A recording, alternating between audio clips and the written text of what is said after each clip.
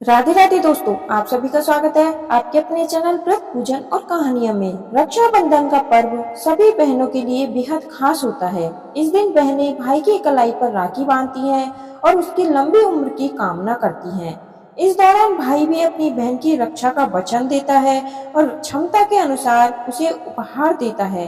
भारत में राखी के पवित्र पर्व को बड़ी ही धूमधाम से मनाया जाता है। इसे रिश्तों में मिठास, विश्वास और प्रेम बढ़ाने वाला पर्व माना गया है। इसे हर साल सावन मास की पूर्णिमा के दिन मनाया जाता है। वहीं इस साल 19 अगस्त 2024 को रक्षाबंधन मनाया जा रहा है। इस दिन स्वार्थ सिद्ध योग, रवि योग, शोभन योग और श्रवण नक्षत्र का महासंयोग बन रहा है। माना जाता है कि इस योग में राखी बांधने से रिश्तों में मधुरता बनी रहती है। लेकिन इस साल रक्षाबंधन के दिन भद्रा काल का साया भी रहेगा और इस काल में राखी बांधना अशुभ हो सकता है। ऐसे में आइए जानते हैं राखी बांधने का शुभ समय और मुहूर्त। भद्रा काल का समय। इस साल रक्षाबंधन के दिन भद्रा सुबह 5:53 से आरंभ हो जाएगी और दोपहर 1:32 पर समाप्त होगी। आइए जानते हैं राखी बांधने का शुभ मुहूर्त। पंचांग के अनुसार इस साल राखी बांधने का शुभ मुहूर्त 19 अगस्त को दोपहर 1:30 से लेकर रात्रि 9:07 तक रहेगा।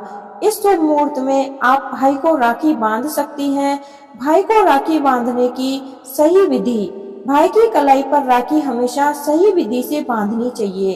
इस दौरान सबसे पहले भाई को रोली अक्षत का टीका लगाएं, फिर भाई के दाहिने कलाई पर राखी बांधें। इसके बाद उसे मिठाई खिलाएं, फिर भाई की आरती उतारें और उसके सुखी जीवन की कामना करें। वहीं राखी बंधवाने के बाद भाई को अपनी बहन के चरण स्पर्श करने चाहिए। आइए जानते हैं भद्रा काल में राखी बांधना अशुभ क्यों माना जाता है। धार्मिक ग्रंथों के मुताबिक रक्षाबंधन का पर्व भद्रा काल में नहीं मनाना चाहिए। धार्मिक मान्यता है कि भद्रा के दौरान राखी बांधना शुभ नहीं होता। पौराणिक कथा के अनुसार लंकापति रावण को उसकी बहन ने भद्रा काल में राखी बांधी थी और उसी साल प्रभु राम के हाथों रावण का वध हुआ था। इसी कारण से भद्रा काल में कभी भी राखी नहीं बांधी जाती है। अगर आपको मेरी ये जानकारी अच्छी लगी हो तो आपके अपने चैनल को सब्सक्राइब करें। धन्यवाद। आपका दिन शुभ हो। कहानियां में माँ बाप के बाद इंसान का सबसे घनिष्ठ संबंध भाई और बहन के साथ रहता है। भाई बहन का प्यार एक ऐसा प्रेम प्रतीक है जिसमें कोई स्वार्थ या लाभ लेश मात्र भी नहीं होता। इसी पवित्र प्रेम के रिश्ते को एक दूसरे के प्रति प्रकट करने के लिए और भाई बहन के बीच राखी के अटूट रिश्ते के चिरस्थायी बनाने के लिए रक्षाबंधन के त्योहार की परंपरा हमारे देश में सदियों से विद्यमान है। आइए सुनते हैं रक्षाबंधन की पौराणिक कथा। श्री कृष्ण और द्रौपदी की कहानी रक्षाबंधन की सबसे प्रसिद्ध कहानी है। पौराणिक कथा के अनुसार श्री कृष्ण ने शिशुपाल वध के दौरान इतनी तेजी से चक्र चलाया था कि उनकी उंगली घायल हो गई। श्री कृष्ण को अपना भाई मानने वाली द्रौपदी ने जब उनकी उंगली से खून निकलता देखा तो उनसे रहा नहीं गया। खून के बहाव को रोकने के लिए द्रौपदी ने अपनी साड़ी का एक हिस्सा चीरकर भगवान श्री कृष्ण की उंगली पर बांध दिया।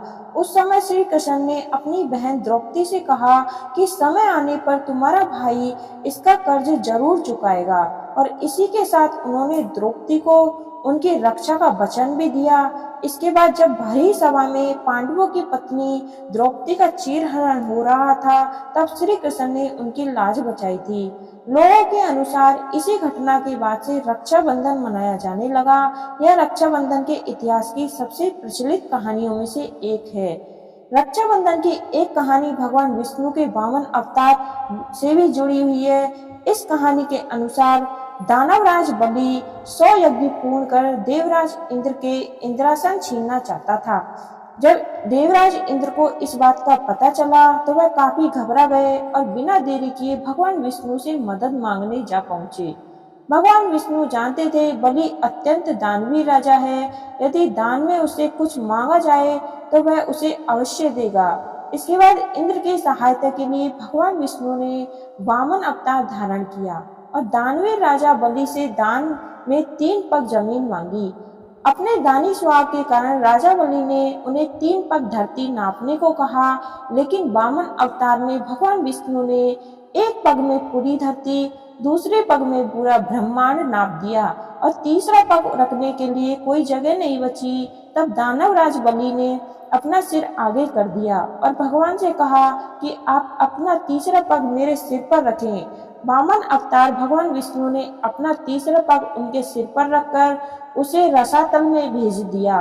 राजा बलि ने भगवान विष्णु से सदा उनके सामने रहने का वचन लिया। अपने वचन की पूर्ति के लिए भगवान विष्णु राजा बलि के साथ रसातल में चले गए। जब काफी देर होने पर भगवान विष्णु वैकुंठ ना लौटे तो माता लक्ष्मी को उनकी चिंता सताने लगी। इसके बाद देवर्षि नारद ने माँ लक्ष्मी से कहा कि वे बलि को राखी बांधकर भाई बना लें और बदले में भगवान विष्णु को मुक्त करा लें।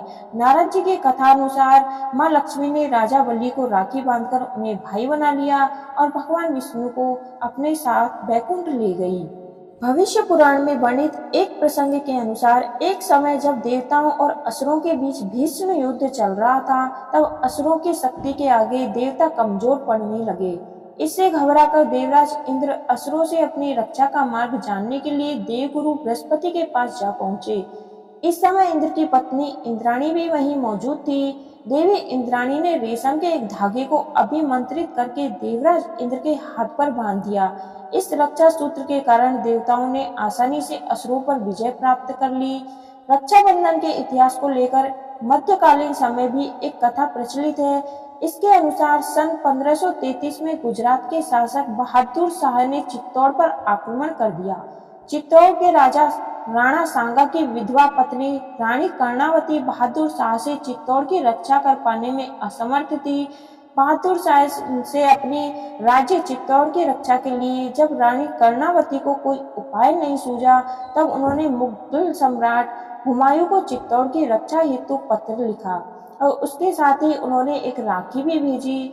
रानी कर्णावती द्वारा चित्तौड़ की रक्षा हेतु पत्र और राखी मिलते ही हुमायूं ने चित्तौड़ की रक्षा करने का निश्चय किया। राखी मिलते ही हुमायूं ने रानी कर्णावती को अपनी बहन का दर्जा दे दिया और बहादुर शाह के आक्रमण से चित्तौड़ की रक्षा भी की। इस तरह रक्षाबंधन का यह त्योहार काफी प्रसिद्ध हुआ और धीरे धीरे इसे पूरे भारत में मनाया जाने लगा।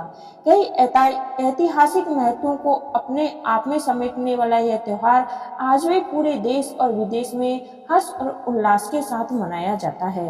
अगर आपको मेरी यह कथा और यह जानकारी अच्छी लगी हो तो आपके अपने चैनल को सब्सक्राइब करें। धन्यवाद। आपका दिन शुभ हो।